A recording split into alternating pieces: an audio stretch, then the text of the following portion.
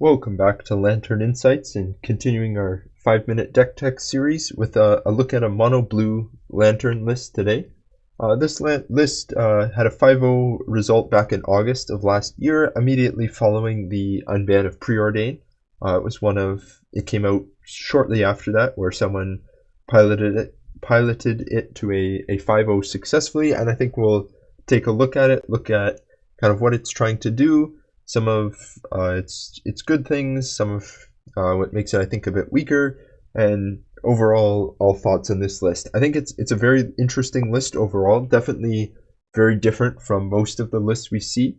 Generally, all the lists I've played on the channel have been had black in them for sure, just for that hand disruption.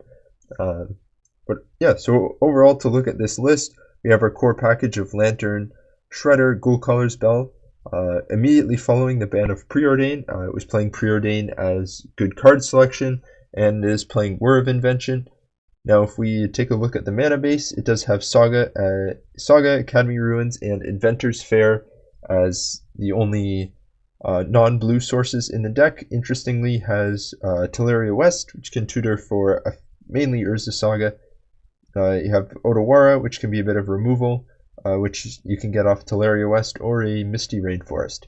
One Misty Rainforest, definitely a bit strange, but it is this deck list. If I were to change anything, I think the first thing I would take out would be a Inventor's Fair. Likely replace it with a Ghost Quarter, just because we are playing Crucible of Worlds in this deck.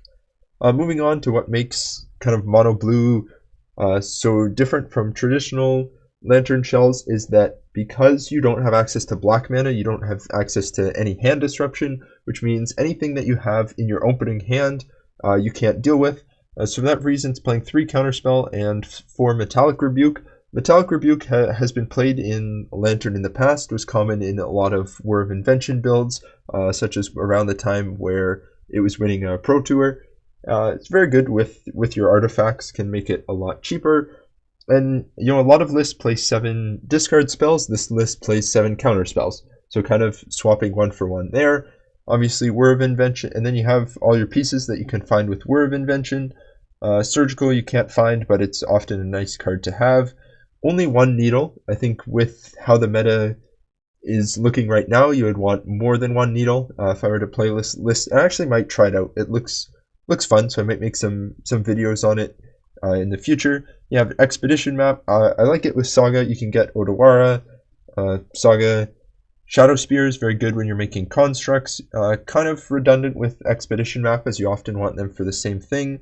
Lantern for graveyard decks. Cookbook is just very useful. And then Crucible of Worlds and Silex you can get off of Whir of Invention. Silex usually for things like Crashing Footfalls, or if there's the Chalice on the board, you can deal with it.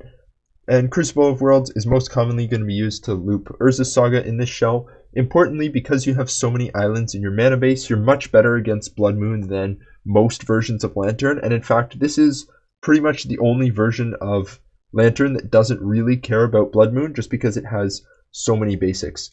When we move to the sideboard, I really like the inclusion of Emry. She's extremely strong in Lantern, is a very good creature, just lets us buy back any of our pieces that get destroyed. Unfortunately, because we play so few creatures, any creature removal that they have at all is going to be pointed at Emry, but I really like it in the sideboard as it is an option to bring in post-board. A few dismembers. Obviously, one of the downsides to being mono blue is a bit worse removal spells. However, dismember does solve a lot of those, is kind of the best mono blue removal spell. Another Flusterstorm, just an added counter, and then more cards to get with either Urza Saga or Whir of Invention. Not anything too interesting here, just a lot of standard artifacts that you would see. Overall, this deck is likely a bit worse against low-to-the-ground aggressive decks, as if you are stuck holding counterspells in hand, they are going to be able to attack through bridge. So things like Murktide, anything with Ragavan, Yawgmoth is going to be a bit worse just because you're going to be holding too many cards in hand. However, I think it's going to be a lot better against something like Tron or Amulet, which are some of our worst matchups, which is why I was kind of interested in going back and looking at this list. Overall, I think it's very solid. Looking forward to trying it out. Having the counter spells instead of discard makes it quite powerful.